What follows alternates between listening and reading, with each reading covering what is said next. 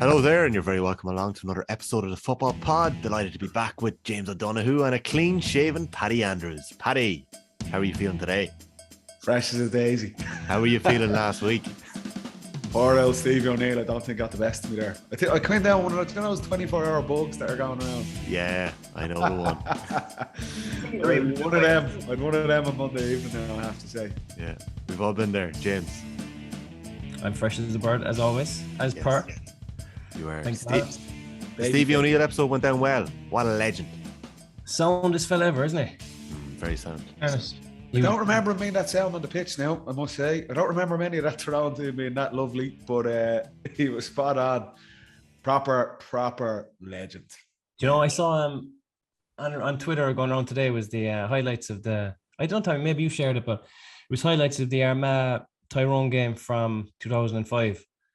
And he gives one unbelievable pass from under the Hogan with his left leg, top of the D to Canavan. It was exactly what we were talking about the last day, but it was just the amount of people that could give that pass is so low, and he just pings it into his chest for a point. It was just savage. Footballer of the year that year, wasn't he? Yes, 05. Yeah. But he was saying he was just a shoot on site merchant. He was kind of putting himself down, obviously, but his passing was reckless. Yeah. He was so physical as well. He was so strong. Yeah. He's one of the best players of the 21st century. Yeah. Yeah. First All-Star was what, 01? Yes. And his last All-Star was, did he win one in 2013? Am I right in saying that? Oh, I don't know. They lost. He won one late enough, but it may not have been then. No, proper legend, and what a sound bloke as well. Now, yeah. So I think he enjoyed it as well. We didn't grill him too much. His pass. 3 All-Stars, 01, 05, 09. Yeah, we set the bar high. We set the bar high for our interviews that are coming over the next little while in the Football Pod. We're delighted to have a Tailteann Cup winner today, Ray Connellan, someone who's played in Australia for 2 or 3 years. So we're going to have Ray on in the next little while and pick his brains. Last week, we touched on Mark O'Connor winning in the grand final alongside Zach Toohey with the Cats. They had a massive win.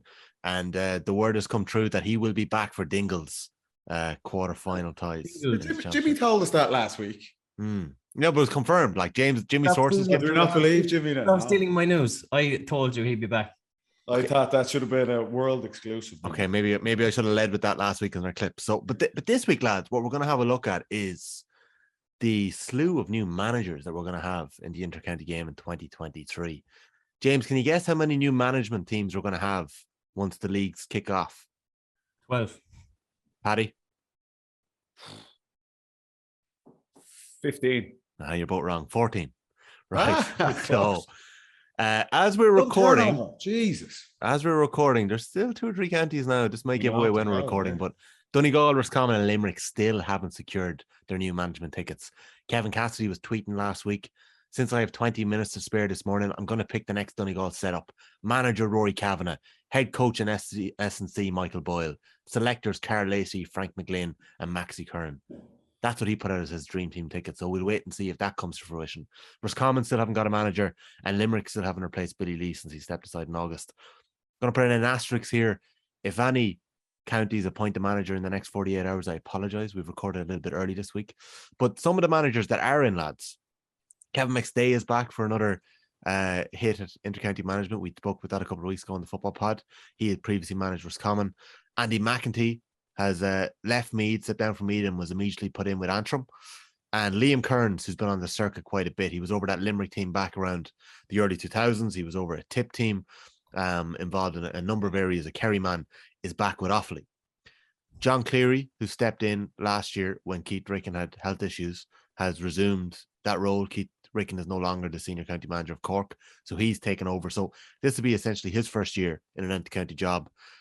And the other boys, Dessie Dolan, Conor Laverty, Ushie McConville, John Hegarty in Wexford, Paddy Christie in Longford, Vinnie Corey in Monaghan, and Colin O'Rourke in Meath are all taking over county teams for the very first time. Ooh, big names in there, isn't there? Was it Oisin McConville who had a pop off McStay? I wouldn't say it was directly a pop off Max Day as I Googled the quote from Oisin McConville as we're talking here, but I think what he said was there was it was what strange Oisin said. seeing as he's only starting a new gig. It was interesting. It wasn't at McStay, wasn't it? It was at the ticket in general. O'Sheen said that he was obviously part of Ray Dempsey's proposed ticket that was going in. I think Keith Higgins may have been a part of that as well. And McConville said he was really impressed with Dempsey. Feels like Mayo picked the wrong man. That McStay's ticket may have too many egos in there. Now that's Oisin McConville's words, not ours. So yeah, maybe it is a little interesting, James, that a current intercounty manager had a swipe at another intercounty. It was more, I seen the comments. I was just thinking he was in the mix to get it, obviously, and they didn't get it. So it was obviously frustrated. As he said himself, he would have liked to have gotten it. Yeah, I was interested to see that. The Wicklow boys won't be delighted seeing him going about the Mayo job. Like, I just thought it was strange, but it was a strange one, though. Yeah, it's some job to go. When you're asked with Mayo, to be in the mix for the Mayo gig, and then to go and get the Wicklow, like they're very different roles.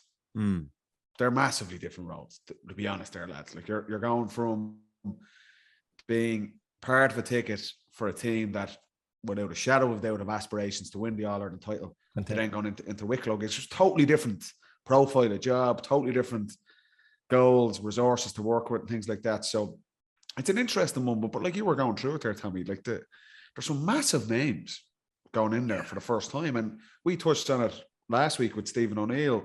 He was obviously involved with Antrim himself, with Enda McGinley's ticket. And he still said there's still some massive jobs not being filled as of yet, 3-4 months after the championship was finished. And the time constraints that are put on senior intercounty managers, like Stephen O'Neill said himself, we touched on the Kerry backroom team, nearly 20 people. As manager, you're nearly managing 2 teams. You're managing the players themselves and how difficult and how time consuming that is. Then you're trying to manage the big backroom team to make sure those guys are performing and they're adding value. Then you're managing the media. Then you're managing the fans. Then you're managing the county boards. It is a massive, massive role. And it's just interesting to see maybe there's people aren't as mad to do it as they have been previously. That people are fully aware now the time and travel and everything that goes into trying to be successful as a senior intercounty manager. It's a massive, massive commitment to do. So it's interesting to see such a turnover this year where like you say, you're going to have 8 guys running a senior intercounty team for the first time ever. They're obviously experienced guys. Some of them played at the highest level. They've managed club teams and things like that. But it's fascinating to see how they settle in. And is this going to be a trend going forward where counties are going to struggle to fill their posts? I mean, the obvious one, Vinnie Corey's gone in as a legend and a legendary player for Monaghan. I think it's probably fair to say he mightn't have been overly keen himself to do it, but he looks at things from the... Well, Vinnie's 39. Yeah, but Monaghan are a massive county as well, linked with 2 or 3 different people, didn't go through.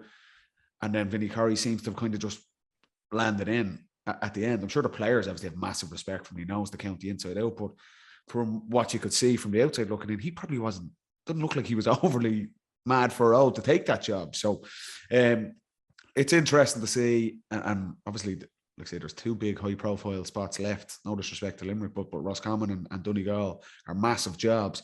Who goes in there? Who is going to get those jobs eventually? Because they're kind of coming in a bit late. That these backroom teams and coaches, and they're watching club championships, like you were saying the other night, they're getting a feel for how they're going to set up for the season. Whereas those 2 counties and Limerick, who are obviously in Division 2 this year after Billy Lee's great work, they're a bit behind. They'll have a bit of catching up to do. So very, very interesting off season in the senior intercounty game. Yeah, very much so. And like, James, I'll let you in here now, but like just the ages there. Conor Laverty's 36, still playing with Kilcoo. Vinnie Corey's 39. Like he was a selector, but he only stepped away from Monaghan a couple of years ago. Christie and McConville are 46. Dessie Dolan's 43. You know, Dessie Dolan was playing for Westmeath and Ray Connellan made his debut back in 2014. So it'll be interesting to hear about how that's gone down in the Westmeath dressing room. Dessie Dolan coming back, a legend in the county. So, like, we know that Kieran Donnelly, Andy Moran, quite young, that like there's a young breed of manager coming along here now. James, that commitment level, are you surprised that Donegal and Roscommon haven't filled, like, they're both 2 relatively high profile counties operating in Division 1? Are you surprised they haven't filled it yet? I am. Definitely very surprised. And I don't think it's a good thing that they haven't filled it yet. Like, I know that if I was a player and I was in the middle of a championship and you know who the manager is, like, you're thinking about the intercounty scene straight away. Whereas even if there's no manager, it's kind of saying, you know, what's going there? There's question marks early. I just think that Donegal especially need to fill that position. But like, the scrutiny on managers at the moment is insane. Like, a 1 point win and you're a legend, and a 1 point defeat and you're almost a fool for a week, you know? So like, I'm not surprised that there's not loads of people putting their hand up and jumping into that position because it's so tough. But the one job that sticks out to me there is Laverty at Down, because Down obviously did not have a good year last year. I know we made a couple of remarks about what was going on last year with them, but like, there's so much room for improvement there. Yeah. Like, they're coming from a low base. Like, I know they have a lot of talent in the group, and Laverty's 36, right? He's been playing against a lot of fellas, you know. Yeah, he's going to be managing, so it's going to be a tough one, but it's also very interesting to see how he gets on there. I think that he'll bring him together, and I think they could have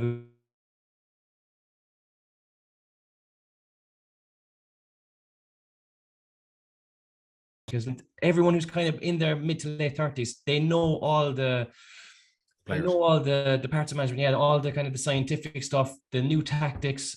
Kind of anyone who's been out of the game for a couple of years might be losing a bit of information, or they might not have as much knowledge as the fellas in their late 30s. I think it's a great age to get in, because I think they have huge knowledge at the moment. Would you be interested in, Jimmy, if someone rang you up and said, inter-county job, senior inter-county job, would you be interested in doing it? You mean manager or coach? No, manager. You're the main man. You have to manage the whole 9 yards. 32. What? Would I take it at 32? Yeah, go on, would you? Go on. You're pelting oranges at me at the top. Oh, you'd be a complete catastrophe, but would you go for it? Like, if you were to pick up any one of those jobs, I would 14 jobs. Would you take any of those jobs if Donegal rang you up? But I mean, definitely in the future, I would have definitely a graph for it. Yeah, I would see the benefit of it. You know, I know that it can be daunting, but it's all about who you get in around you. Create a bit of a freshness, create a bit of excitement, and the players do the work. Like, you know, it's all about the players. You know. Yeah. But I mean, I like that said, if it goes wrong, like, it is a slippery slope. Like, it's dangerous. And is it just a cliche, or when a new management team does come in, is there a freshness there? Is there a kick? Do you get out of it? Like, James, did you get that in 13 when Fitzmaurice came in? 100%. Massive freshness and kick. But I think Fitzmaurice was a legend in Kerry, as it was anyway, and he played with a lot of those guys as well. That I think that's a big help. That he kind of has the respect of. We've said it so many times with new coaches coming in. You know, whether you like it or not, the players are judging you. You know, like we said, players are all great and they're all humble and all that good stuff. But if a coach comes in or a new manager comes in, they are being judged right from the get-go. And for someone like Fitzmaurice coming in to that Kerry job back, Jimmy, when you were back at 13, like, Fitzmaurice is a legend in Kerry. He played with a lot of the key guys in that team. So you kind of have leeway, you have credit in the bank. That's what we're saying. That's a big challenge for Laverty, even though he's played with the guys. He's younger. He doesn't have as much of a track record, I suppose. I know he's done underage stuff with Down. How is he going to be received in there? You look at the complete other end of the scale, someone like O'Rourke or McStay, where they're older. They've had a lot of media profile. You know, what do the players think of those guys? Because the first impressions when a new coach or manager comes in are massive. They're massive. And if you get it right, there's just a feel-good factor. No matter how bad the previous season have been, you can kind of, there's an energy about the place. If that goes wrong, or there's already question marks at that point, I mean, that is you're kind of pissing against the wind, really, from the very start, if you get that initial period wrong. James Fitzmaurice was 35, if my maths are serving me correctly here, when he first took over. Was he? Yeah. Sure. Fitzmaurice was... And that's my maths are terribly off. 77. Yeah, 35, yeah. He was 20s manager and he was selector with Jack. But you're right, he came in with credibility and he had the respect of the older fella straight away, right?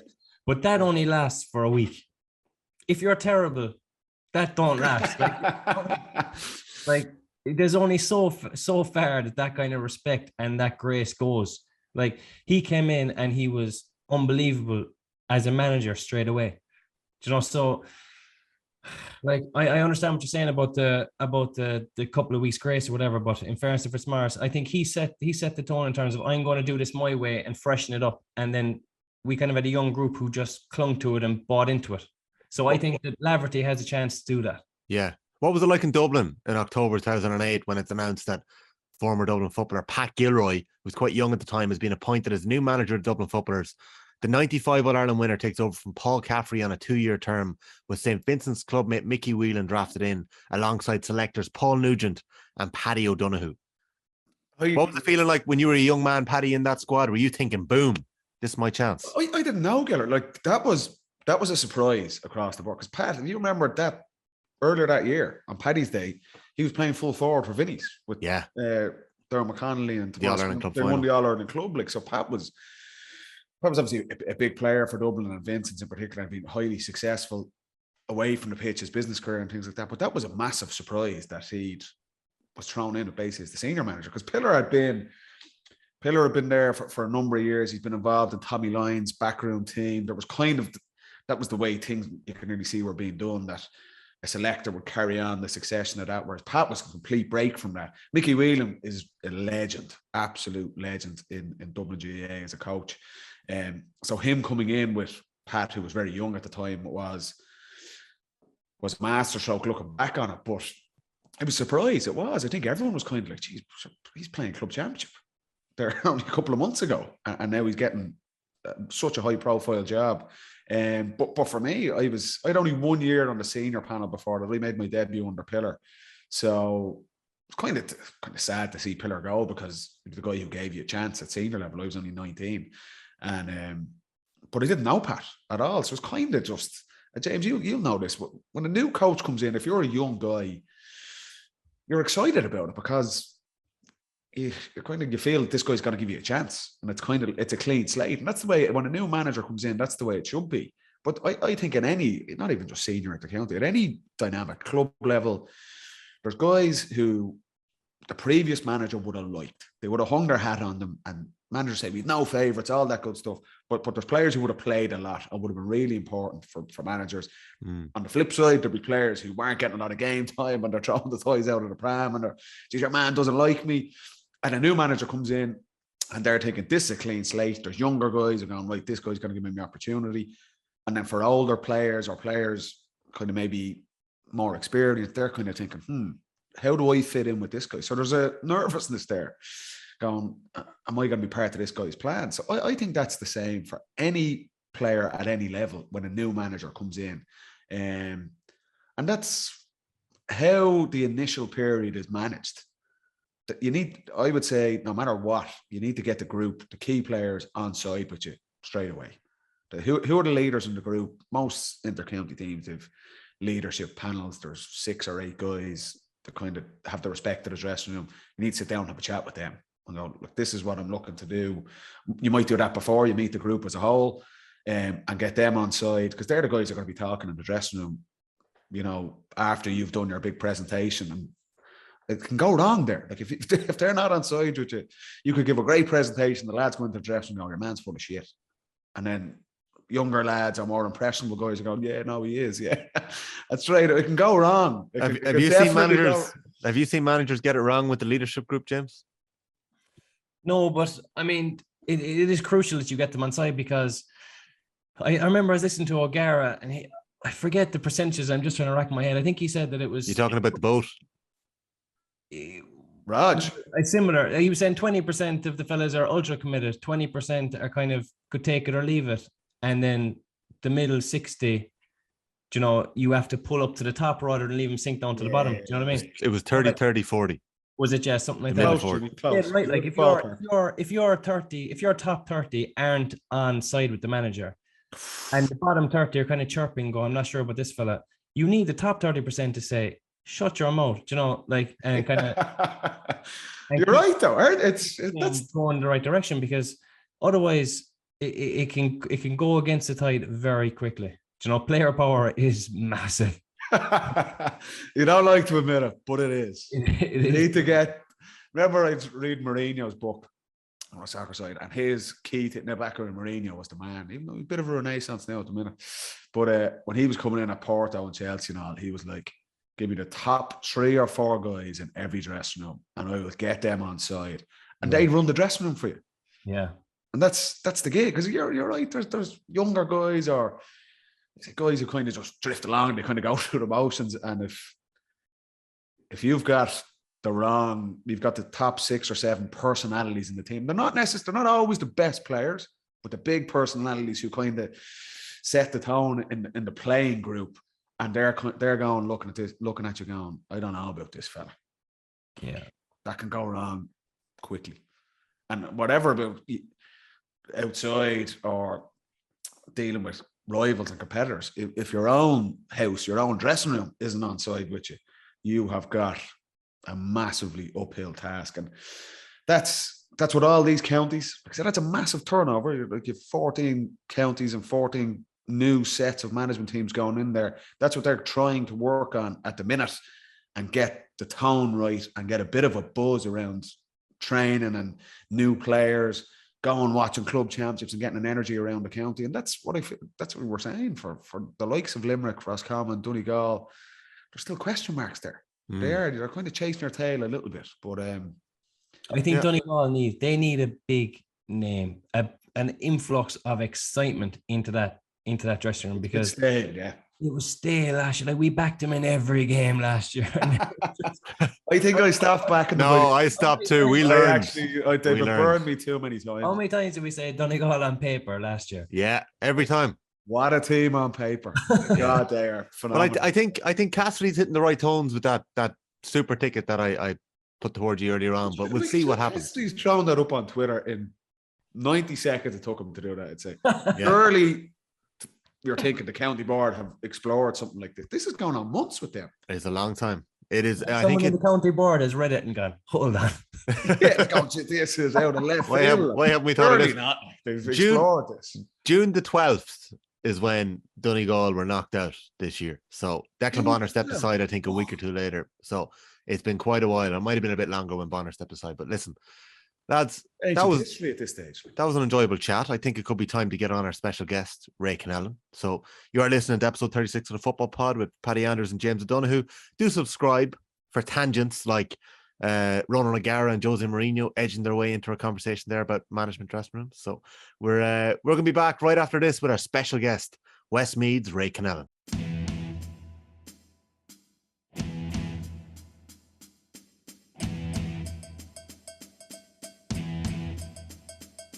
All right, you're very welcome back to episode 36 of the Football Pod with Paddy Andrews and James O'Donoghue. And I'm delighted to welcome along our special guest this week, Westmeath's Ray Connellan. Ray, how are you doing? All good, boys. Yeah, thanks for having me. Yeah, keeping well. Life is good. You've graduated from UCD, I believe. Yeah, have indeed. Finally, it's almost 10 years to the day when I started, with a few deviations in between. I finally got my degree, so that was it was a big deal for myself to get it done. So did you have to sit the exams? Did you have to sit the exams? They're not making you sit the exams out in Balefield, are they? No, I'm done. I'm out the gap. I have me graduated cap is on me head. I'm well done. It's it was good. It took a while, but we got there. You really dragged the arse out of that. A decade in college. Yeah. Hey, a couple of sabbaticals in between. But, fair. Few deferred bits in between, but we got there, so it was great. It would be weird not Sigerson 7 or 8 years, or you could play as much as you wanted, couldn't you? Now you have to play only. Yeah. Well, the whole time I was in college, I think it was 7 years. But so obviously my first year in college in Dublin, I would have obviously been playing freshers. I actually dropped out then that year, and then the following year I went back down to Galway, so I was freshers again. So out of that few years, I would have had 3 years of freshers football. Spectacular! This is phenomenal. That's cheat code. But sorry, 2 years freshers football. I was too old going back the third time to do it. So I think I just finished up. If I was to go again this year, I'd be out of luck and I wouldn't be able to play Sigerson. So. You've been like Sean O'Brien. Did you see Sean O'Brien, the rugby player, was going back playing amateur rugby? They wouldn't let him. I thought that was. I saw that. Yeah. Yeah. Imagine coming up against that fella. Jeez, him at full whack. You've got no chance. Not a hope in hell. Ray, will you still speak up for the Sigerson player this January, even though you're not a member? I know you yourself and James O'Donoghue were both very vociferous in your standing up for the players. I don't think James named anyone in particular. He just said it wasn't right. But you definitely great minds, right? No, here, look, I remember this happened at the time, and like we were doing this Sigerson kind of media day, if you want to call it that, and I was on the phone for about 2.5 hours doing interviews. And next thing, some fella from a Kerry newspaper asked me, "What do you think of the lads going playing this match?" And I was like, look, it's just stupid, like whatever. And I should have phrased it a bit more kind of politically correct and not kind of said it was brain dead. It came across that I absolutely slated Jack O'Connor, and by no means that I wanted to come across like the man. Don't worry, Ray, we can edit this podcast after. You can say no. We won't throw you under the bus here, I promise. I felt, because I saw all these articles coming out after about this Egypt from Westmeath slating this Kerry legend. I was like, lads, here, that's not how it's supposed to be. Over. So I was Jack was raging, I believe. Yeah. I well believe it. But no, geez, I didn't want it to come across like that. But no, I think I'll just do the right thing and shut up now from now on. Just nothing. Well, I around that time, Tommy, was that fellas were playing like 2 and 3 matches a week and training. Yeah, and we're talking about some of the most talented fellas in the country who should be kind of being minded, or at least, especially that time of year with soft fields and things like that. You see, it was Tommy Conroy, wasn't it? Tommy Conroy got a brutal injury. He did his knee at that time, and then I was just thinking, like, you've got, like, my point of view is, like, if you're looking at it from a sports performance point of view, like, all jokes aside, you've got lads who are playing intense Sigerson Cup games, like they're the step below county level football, really. Yeah. And then they were hopping in a car, getting cold, hopping out of a car, like, it was 200k down the road to go play a match, and coming, like, sitting on the bench, probably in the piss and rain, I believe it was, and then coming on. And I was thinking, I was like, the 2 boys that were involved they're both quality footballers, like, and I was like, did they really have that much to prove at that early in the year? Let them do it. Like, if they're going to be thereabouts, they'll be there regardless of that game. And I know the 2 boys kind of wanted to do it and they wanted to play, and that's fair enough. But my point is that that's when you need to kind of be mature as a management team and be like, lads, stay at home, get rested up. We'll see you in training on Tuesday. And that was my point, and that's why I told you. 100%. Like, lads, we're talking about sports science and all the counties, not even just the top. Every county has sports science guys coming in, performance coaches, all that stuff. That is that's an obvious thing. Like, if guys are playing a match on the same bloody day, and like, so we're talking about conditions here in fucking January, like, the legs are hanging off you for a couple of days. So look, it's just, we've said it so many times on this show, the calendar is so condensed. You're trying to find windows where guys can play their under 20s, they can play with their clubs. If they're successful, you're going into the club All-Irelands at that time of year. Then you've got the colleges football, which we said probably doesn't get the national coverage it deserves, but it's massively important to players and to the universities that are there. And then you've got National League games and pre-season competitions, your Burn Cup, McGrath's Cups, and all these type of things going on. It's a mental busy time of the year. You've got to look after the players. And like I say, guys are eager and they're mad for a role to play. That should kind of be taken out of their hands by experienced coaches. And it's just, you're looking at the disaster we had for Tommy Conroy last year. He gets injured in a game like that. Such a massive player for Mayo, and they were a county that just lost out from. Look at how that impacted their season going forward. And if we keep doing that, it's going to be someone else this January. And we've got to look after the guys. Well, when you talk about the rain and the weather, like that Sigerson final was played in horrendous weather. David Clifford was playing for UL against NUIG, and like, I know Clifford came through it, but I don't think we saw David Clifford at full fitness in the All-Ireland semi-final and the All-Ireland final. He picked up a couple of knocks later in the year. If Kerry had lost David Clifford for one of those games, they weren't winning those games. Like, would you be then looking back and thinking, I was going to bring it up. I was going to get straight on Twitter. This is going back to January. Get off the fence, Jimmy. Yeah. No, Ray, I have a question. Do you know, because in Australia, right, obviously, we've noticed the physique of fellas coming home is incredible, right? But say, what's the recovery like over there? Like, I know it's game on game on game, but surely the fellas are able to take more load, and are they pushed to higher loads constantly over there? Yeah, so I think the biggest thing is even before you're getting pushed to those loads, the emphasis is placed massively on your recovery. So your recovery can kind of start as a kind of preemptive thing where you're far stronger. Like most guys who go over, their strength and their conditioning shoots up immediately. Like, you get very strong very quickly because you've got the time to put into your body.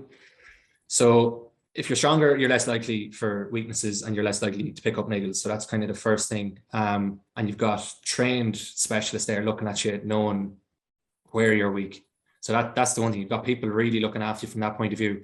You've got in our club, like compulsory, it was great. You had compulsory massage 3 times a week. And that was aside from your physiotherapy sessions that you were allowed to get as many times a week as you needed. On your days off, you had to go get massages. We were barred from massages. This sounds like the Dubs here. Is this the Dubs we're talking about? Is that? Why, had you mandatory massages too, Paddy? Oh, weekdays. So I told you we were paid weekdays off. It was great. Live in masseuse by the Dubs. Paddy, don't be Like saying daily that. masseuse. My brother will be on to you soon enough. Right? We'll log John in here. We'll just drop him in. Just for the record, that's tongue in cheek. I know. People get very excited, right? Keep going, Ray, with the recovery. But so obviously you've a big investment going into it in the build up, but then as the preseason starts, so as a first year player going in, you do about 75% of the on-field training, and then towards the end of every session in the preseasons, as the kind of football stuff is stopped and you're going into just pure conditioning running session. The training sessions are kind of broken too in that way. You do a lot of football conditioning, and then you go into just literally almost athletics, like you're doing 400s, 1Ks, stuff like that. They don't do conditioning in the football drills. Oh no, they do. Like you're getting dogged before that as well. Like this is just, it's all built up. So your pre-season sessions could kind of total anywhere from kind of 10 to 15K, and then you might finish up. I remember we finished up for Christmas one year, and every player on the squad had to hit 18K. So you've got guys over there who are about 6'7", 6'8", and obviously they're not covering the ground that, like, the people in my position would. So by the time they get to 18, we could have 21, 22 done that.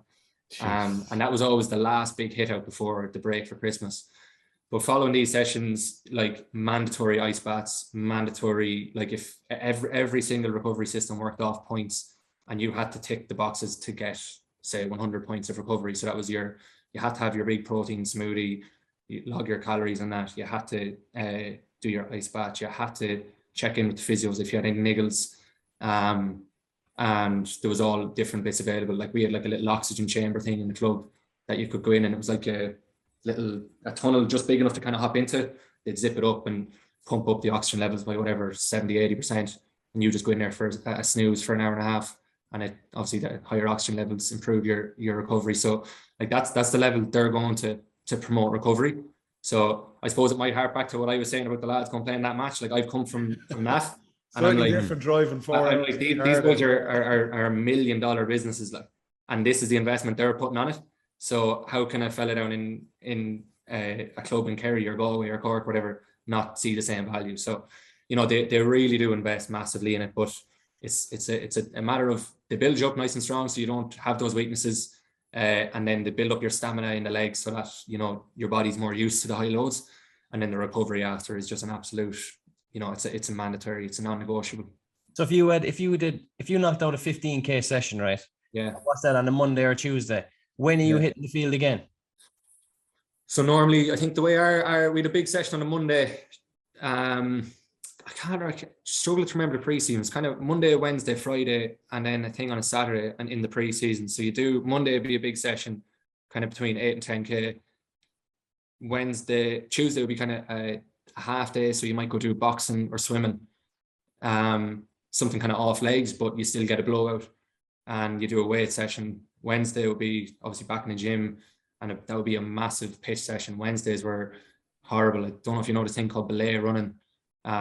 It's a type of running. It's a bit boring, won't get into it, but it's an absolute dogging of a session. Like honestly, there's running sessions you're doing over there, and you're like, this has to end at some point. Like, and imagine how bad I'd be at that. Oh my Lord. Puking, like boys puking, like there's some mad stories about the things that happen, lads, in these sessions. Go on, give us something. I can't make it to the Jackson time and stuff like that. Like I never saw it, but I've heard the stories. But it's it is a dogging. But like by the time kind of February comes, like you're like you'll never be fitter than what you are.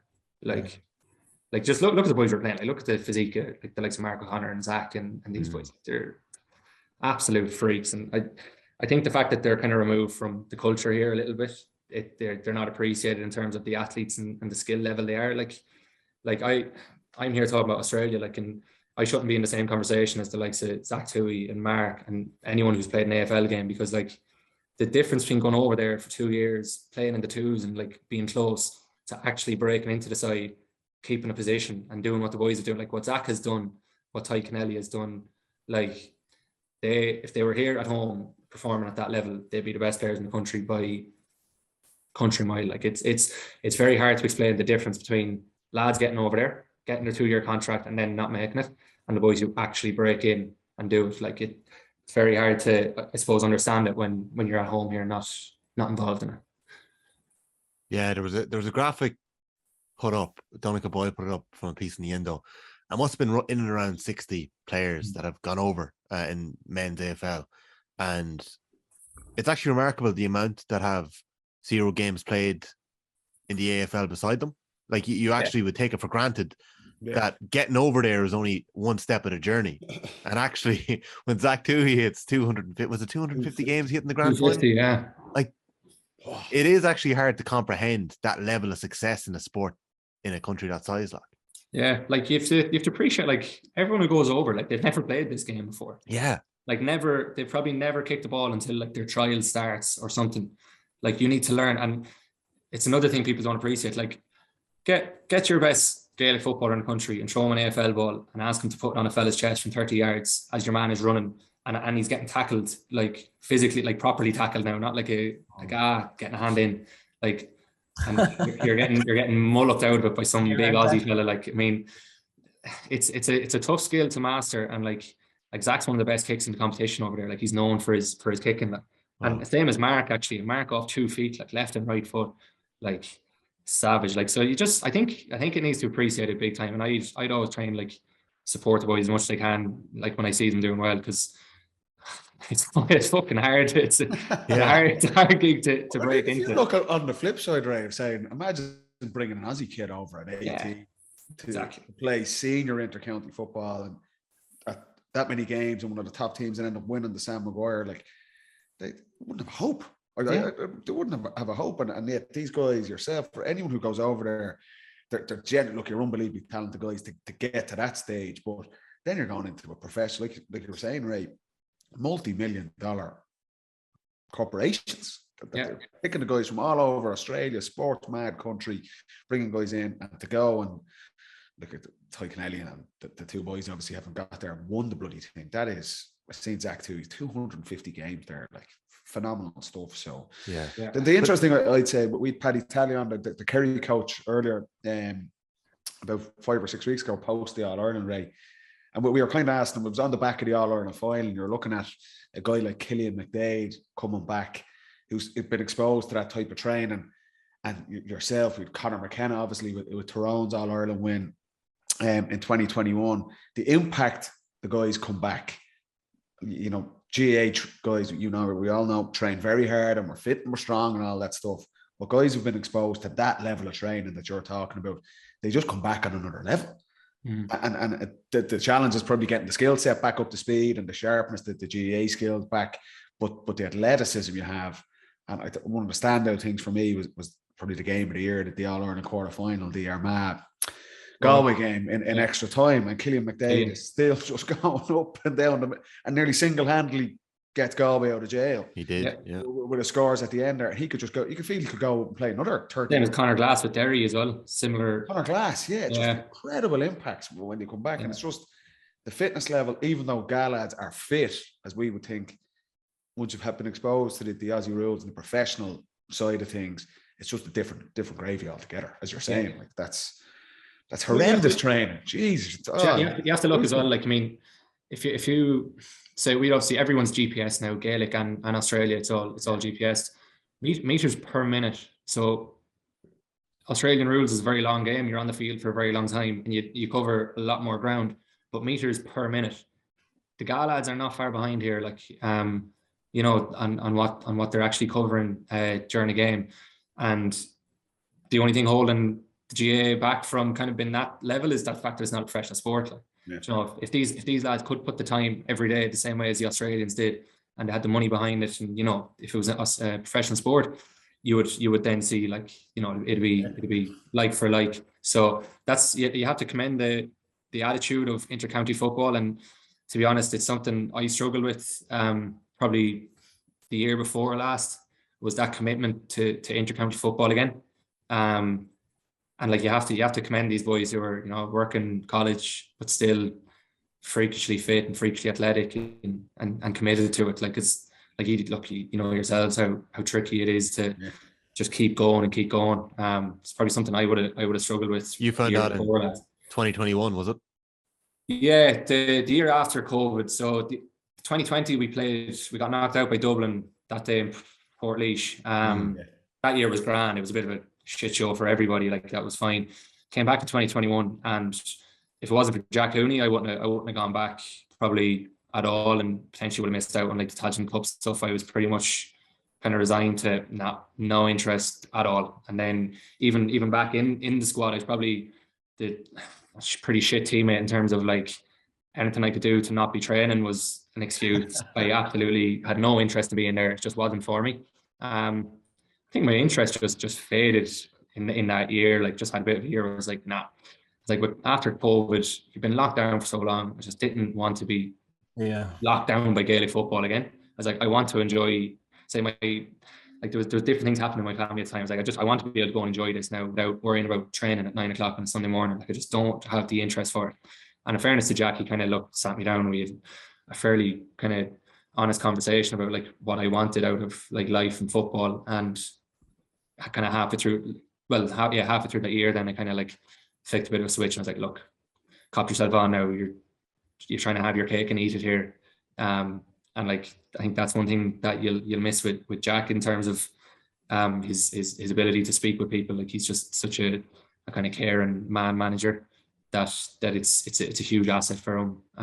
It'll help him in his new role, but it's definitely something that you'll miss kind of going forward, is that kind of, he knows how to speak to a fella to get something out of him. You know, he knew at that point I was probably close enough to them, fuck this and gone. And he was like, he kind of would tell you, look, he'd remind you of games.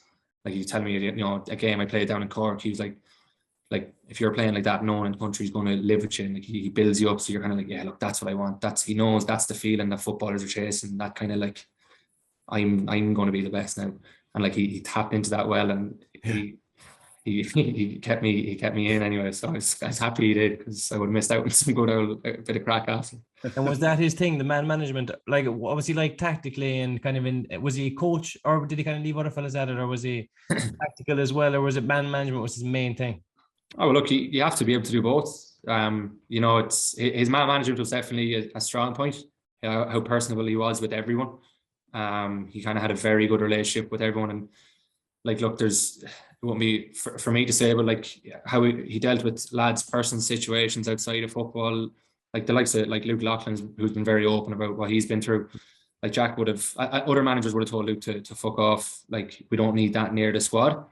But, like, Jack was actively making sure Luke was at trainings just to keep him there. And now you look at what Luke is now, and such a good, solid, kind of well-rounded fella. And, like, it's Jack's ability to kind of deal with people like that. And, you know, anytime anyone is having a hard time, Jack is very on the ball with how he deals with it. So that's a huge part of it. And then tactically, he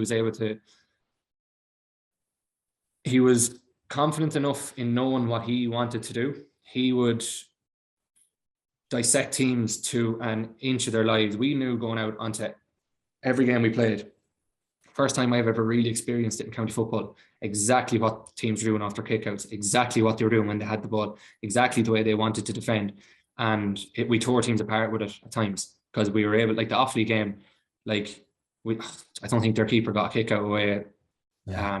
Or sorry, we got every kick out away or something like that, because he knew this is where we'll get gaps, and we were able to kind of isolate them then.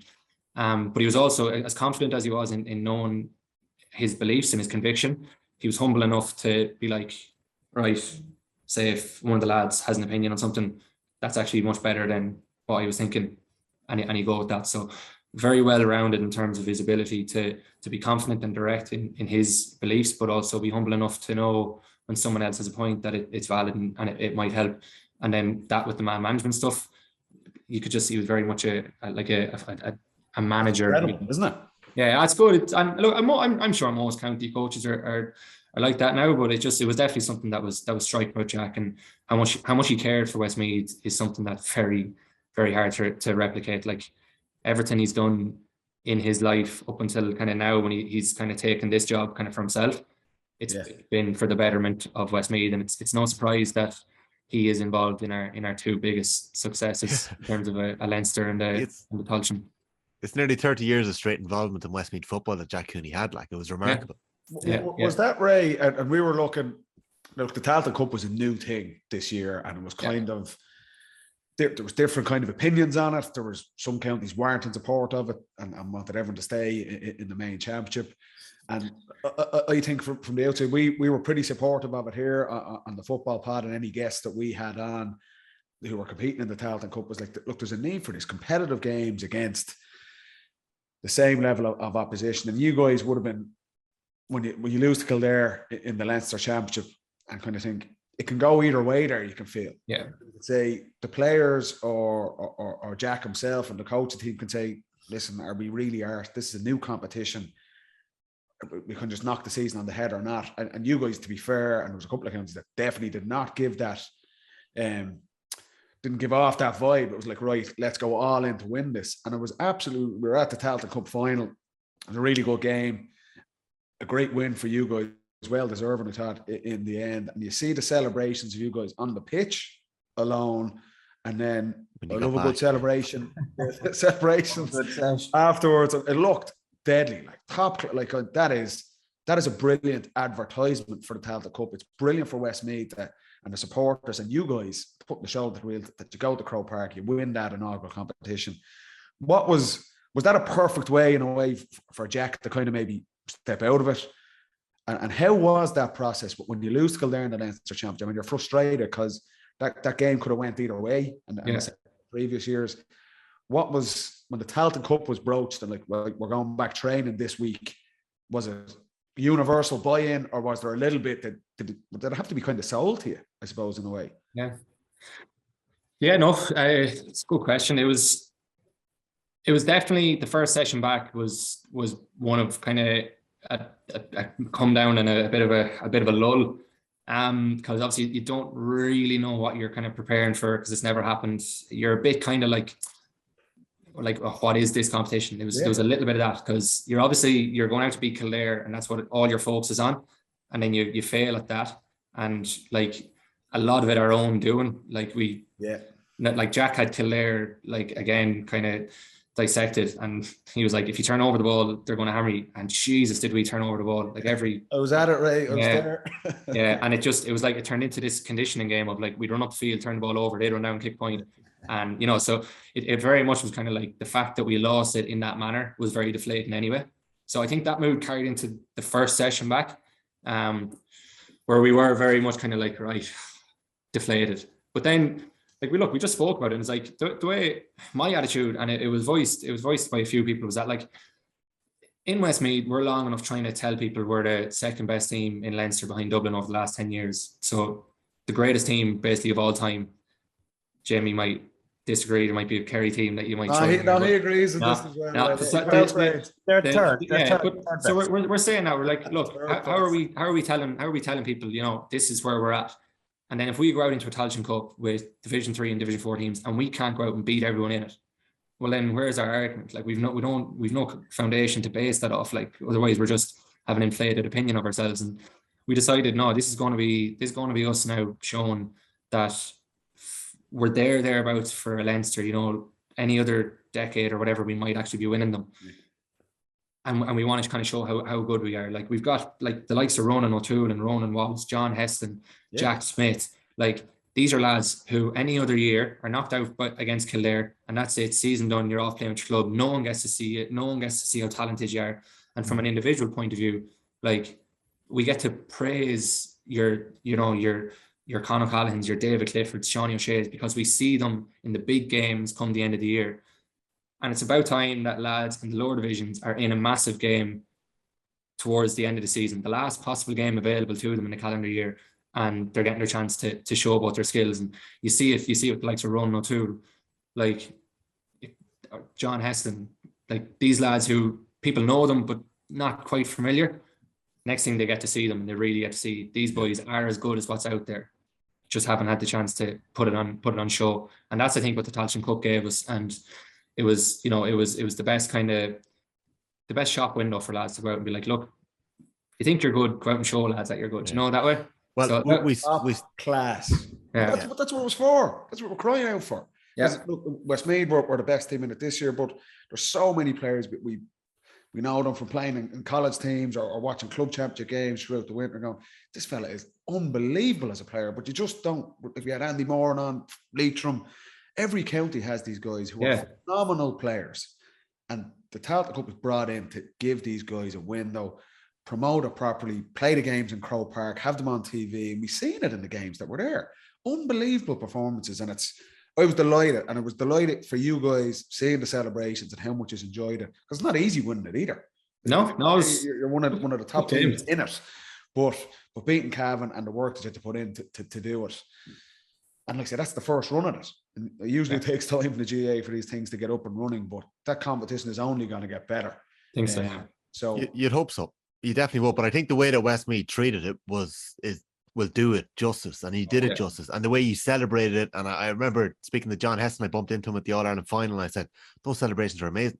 You didn't expect them at all, did you not? Was it No, there was, like, I remember losing the Leinster final to Dublin and coming home, and obviously the Leinster final, so the arrangements made if you win it, like, and came home, there was about 150 people standing there, and we were up in the back of a bus. You could have fit everyone that was standing outside up onto the trailer with us, like.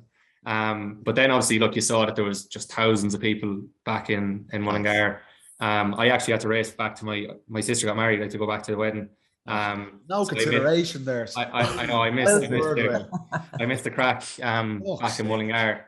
So that was a bit of I kind of stuck between a rock and a hard place. But yeah. I was about to say that was a bit of a down buzz, but I can't say that. No, like I said, maybe we can edit this out.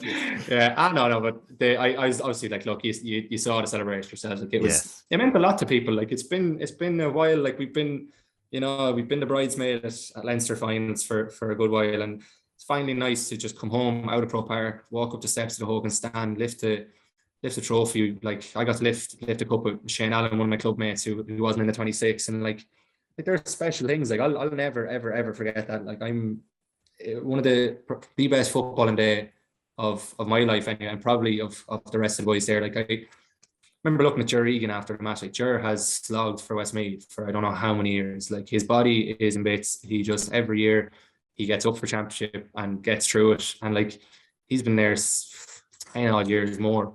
And like he was in tears after the game. Just like it meant so much to boys who were putting in such an effort for so long.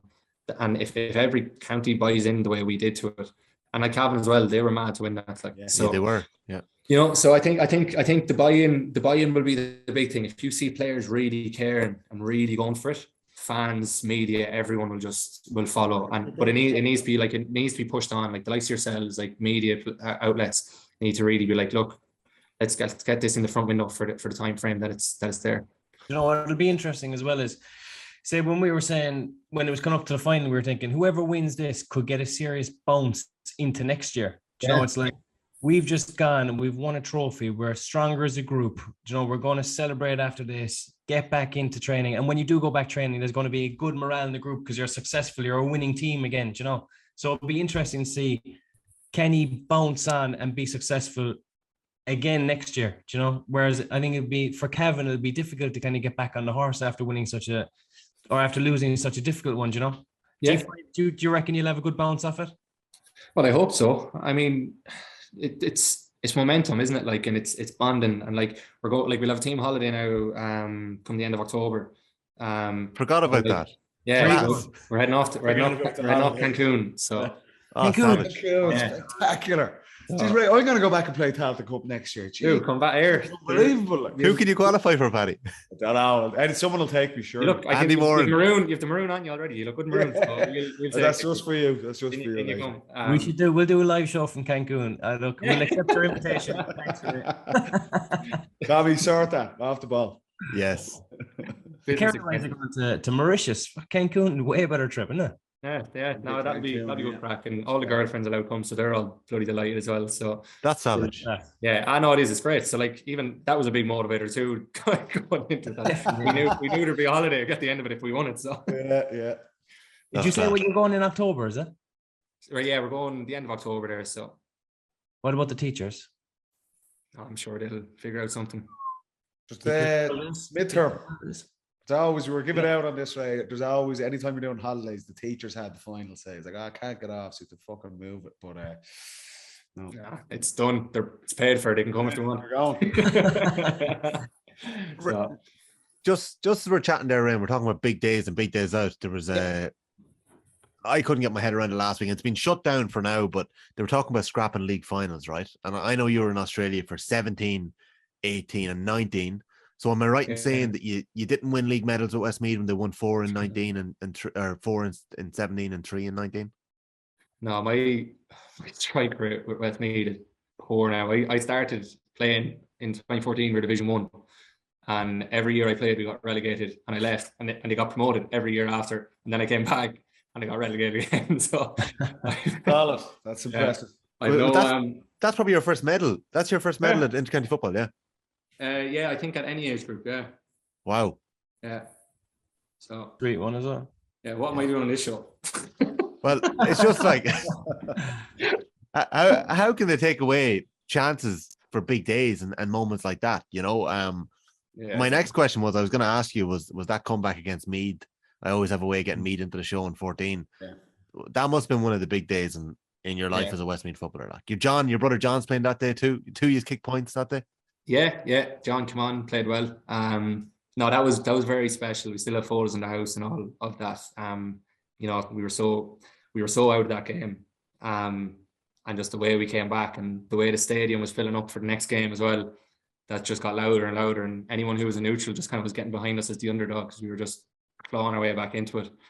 And next thing, like, Kieran Martin just burst through for a couple of goals, and next thing the points started getting chipped over, and we were like, "Jeez, lads, there's a chance here." And all of a sudden, it was like 2 points, and I think we were like a point up or something. Turned over the ball, and it was actually when the lads turned over the ball, I gave it to me. We did a little 1-2. I gave it to the brother. He led it off to Hess. Hess just ran about 40 yards and buried it, and he did the celebration. Now that was, geez, there was a few days after that were serious as well. So no, that was a special day. Now that was really up there, and you saw how much that meant to Westmeath people. Like, it's Westmeath people do love their football. They just probably haven't had the opportunities to really row in behind it enough. But if you're asking about the league final and scrapping those big days out, I don't think it makes sense in anyone's mind. Like, who actually decides these? Who are the individual people how these things come up with this? Like, I was John Prenti on the Connacht Council is the first person I saw suggesting it, who would have been actively against Proposal B back in the day as well, a couple of years ago. So there are some people with a lot of influence that some of their standings I'm just consistently against. Like, so the league is for me, from my own experience, was the best competition. Yeah, every week you're playing week on week, so you're not being flogged in training, but the atmosphere going around the country playing, we're playing at Kerry or over the Castlebar or wherever we're going, the atmosphere was class. It's a brilliant competition. The league finals are a massive event in the calendar for all the divisions. That, like I said, in Division 4, Division 3, okay, myself and Ray were fortunate we get to play in Crow Park. We're playing the Leinster Championship, but we had Emlyn Mulligan on talking about this before, that he was playing over a decade and never got to play in Crow Park until there was a league final there. So the opportunity for players to win a bit of silverware before the championship kicks off, and finish off what is usually a brilliant period of the Gaelic football calendar, the 2 months of National League, and to come out, these lads, they're away with the fairies. Like ask any player in any county, they love playing the league and the opportunity, the carrot at the end to play in Croke Park and win a national title. Yeah, and coming out, we'll just cancel that. Like, what fucking planet are these guys on? Like, it makes it way more competitive as well, because there's a race for second as well. Like if you're fourth or fifth and you had no chance of winning the league, you might kind of rest a few fellas, or you might try some new things towards the end of the league. But if you know you can come second, you're going to go balls out to try and get second and be in Croke Park. Yeah. So it's the integrity of the league. It actually keeps as well. Yeah. Well, I'd have been looking to go back to the 1A 1B model, where the two winners in 1A and 1B go into the semi-finals, and that was the way it was. It really worked. And I think there's a lot of advocates for that system. Yeah, we had semis a couple of years. I just think if you look at lads, and someone did an article recently about it, and it's the training to games ratio in Gaelic football is so bad. Could have been Neil Ewing that's right, yeah.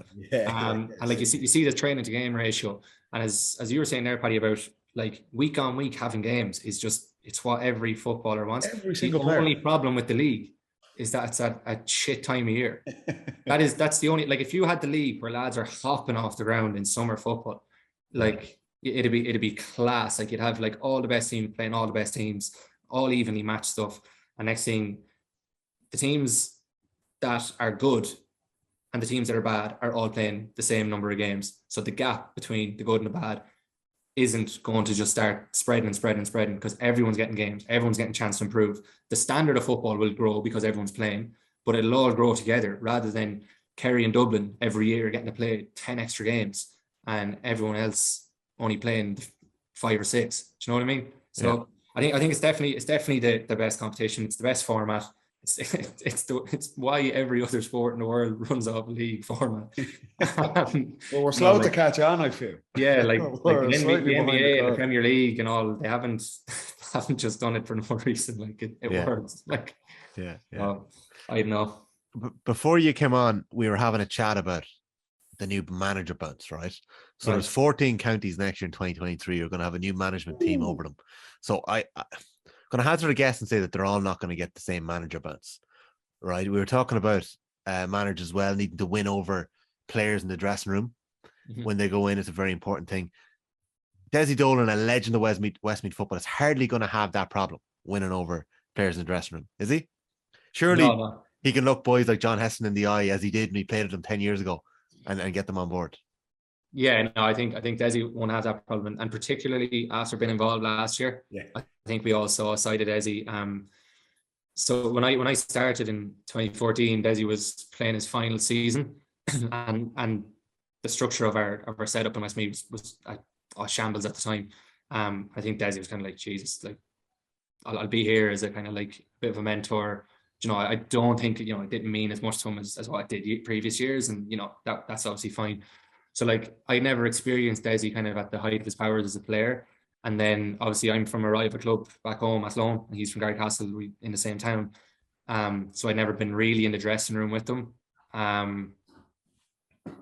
So in a way, I never like saw the Dessie, like this hero kind of from Westmeath. I just didn't really remember it. And next thing, he stood up and he spoke a few times early in the year when we were having meetings, and I was like, "Fuck me, I get it now." I was like, this makes sense. Like I can understand now why Garrycastle are getting to where they're getting in the championship consistently. I can understand how even in days when we're playing as well as Garrycastle in club championship, they still manage to beat us by 2 or 3 points. And the difference he makes from that point of view, like, you know, you hear Dessie might be on like RT or something, like he's there to just commentate and, you know, not to like probably rustle feathers or whatever.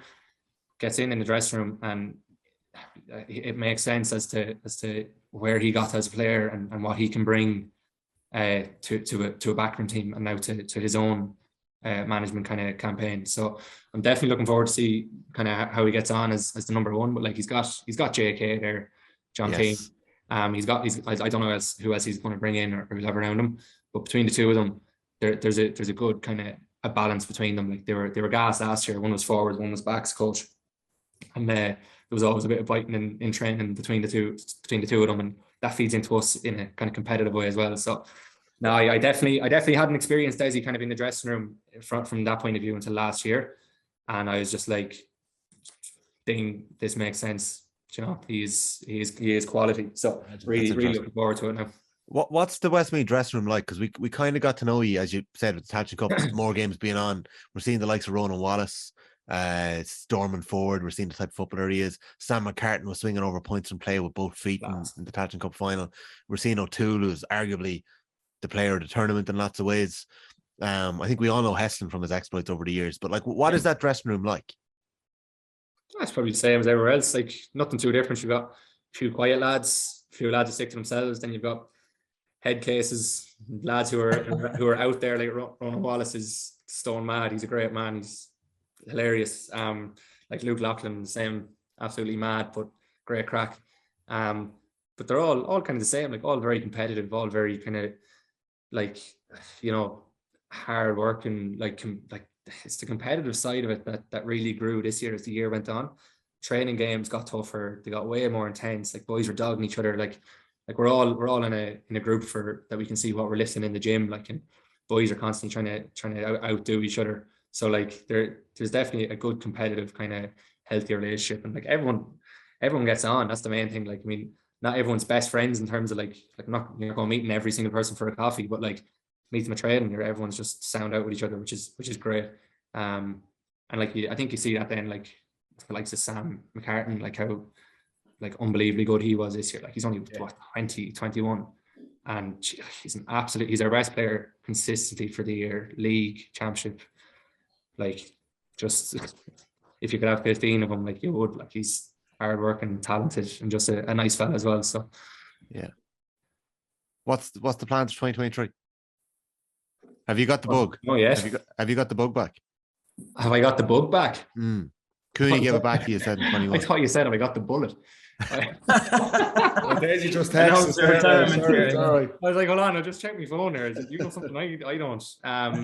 No, I haven't got the bullet yet. But yeah, I have got the bug. At this time of year, it's kind of hard. Like, I haven't really thought about it too much, to be honest. Yeah. I like to take the time off to have time off. Like, I'm not flat out in the gym, not doing mad like running sessions or anything just yet. There's enough time for that. So at this point, I'm more thinking about just work, holiday. We'll deal with football then as it comes around. I'm not really one of these fellas who'll be, you know, itching to get back early in December. Like, you know, that'll come. Yeah, it'll come. We're here, Ray. Don't worry. Yeah, it'll come. When the pitches start getting harder, I start getting excited. Then I'll be. Class. Well, Ray Connellan, thanks a million for joining us on the Football Pod. It was a pleasure to chat to you for the last little while. I think we picked up loads there from the Australia experiment, and how you got on this year with Westmeath and the Tailteann Cup is an example, hopefully, for how the tournament will be played next year as well. We're all looking forward to that too. Thanks, Ray. Nice to meet you, Ray. Thanks for being here, Ray. Enjoy the trip. Well deserved. Cheers, boys. Paddy Andrews, I'm not going to ask you because you're a professional for pretty much the last 8-9 years of your career with Dublin. James O'Donoghue, would you have liked to have been a professional athlete? Would I have been? Yeah, of course you would. Oh, I asked James, not you. You were professional. Sorry. There'd be nothing better. It's the dream gig. There'd be nothing else would come even close to it. Would the money even matter to you? Well, I suppose your lifestyle, you're probably living so safely and so kind of in your bubble that you probably wouldn't even spend that much money. Like, you're probably spending your money in your off time, but the money would matter. The more money, the better. Where was I going with Donald Trump here, like arch capitalist? Oh, the money, the car, the better. Money, baby. Yeah, but not professional athletes be unbelievable. Now, in fairness, I'd say the training in Australia is sick. You'd want to be fairly robust and fairly mentally tough to get through it. Away from home as well, it'd be tough. But if you could get over probably the hard winter, I'd say they live a great life. That sounded tough, didn't it? The robustness sounds like the big thing, doesn't it? 15K in a session. We were only doing 20K a week in at times with Kerry. They were doing 18K for one session. Is savage stuff. But then you see when they come back, that's wider. Yeah. They must come back and do GA training session and be laughing at her. Going, are you winding me up? This is meant to be heard. Like, Jesus Christ. Do you reckon they'd be over there going, would you ever try this with a round ball? Because it would really make a job of it. It'd be such a better sport, wouldn't it?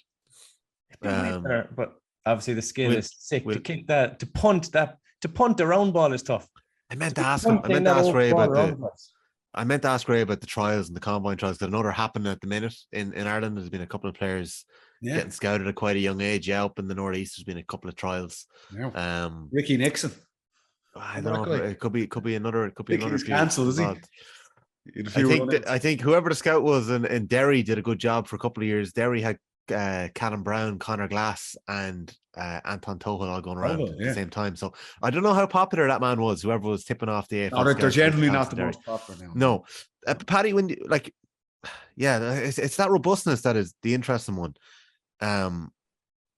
Would your Dublin sessions have ever gotten to the stage where boys were broken down, or was it managed that well that you were able to get broken down? Like, we did hard sessions, but like we would have. The whole point is that you're trying to train to a point where fatigue, but not injury. Yeah, that you're building up the muscles for.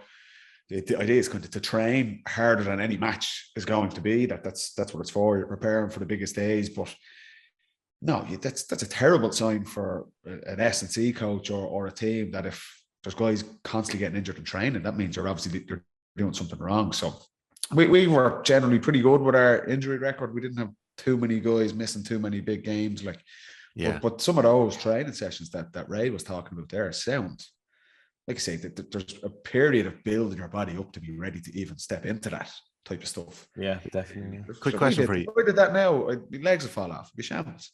When he's talking about every player has to hit 15K before the session's over, so some players are doing 21, 22K. 18K. 18K. Who would have let down your teams? Who would have been the last to reach 18K? So we've goalkeepers. How are they doing? Are they in the mix? Oh, yeah. But let's rule the goalkeepers out. Who would have let down the team? Who would have had you going? Billy McMahon. Okay. Or Burno, maybe. See, the full back and full forward lines are it's not their natural gig. Like. No. James, I'm looking at you. I'm just wondering, would you have been the man to let down the team? A man who hates GPS stats. I would have gazelled my way to the 21K. You've only tiny little. I'd be calling fellas. Are you not at 18 yet? It would have taken you years to get to 18K. You have tiny little legs. Like. When you think sprint and stop. That long stuff probably would have been. Yeah, it's tough if you have a back injury. I had a bad back. Like that kind of slow, cumbersome stuff every step is like a dagger into the. I wouldn't cycle 18K with my back. Like. No chance. Yeah. Well, listen. Stevie O'Neill said cycling saved his career. I couldn't. He's an ambassador. He's an ambassador for Peloton or something. Like. That was an ad. He's the new face of Rally Max. If I see Stevie O'Neill on a Rally Max on Twitter now, I'm calling him out. Well, I'd say sales went through the roof last week for mountain bikes around the country. Oh, cycling now. Yeah. No, I do it myself. I was nodding away to myself. It's when your body's knackered, it's a nice way to keep active now. Yeah. It's not too strenuous. Yeah, no, fair enough. Listen, boys, pleasure as always. It was great to get the thoughts of Ray Connellan. They're very interesting to hear about Australia and the Tailteann Cup year that they had. Also interesting to hear about that spell he had in 2021 where he didn't really have the bug for football. So I'm sure that's something that we'll hear about again, because it's the theme that we've heard a couple of times on the show over the last year or two that we've been doing it. So Paddy Andrews, James O'Donoghue, thank you. Thanks, Tom. Best of luck this week. To everyone at home, cheers for listening in. We will see you next Monday. See you later.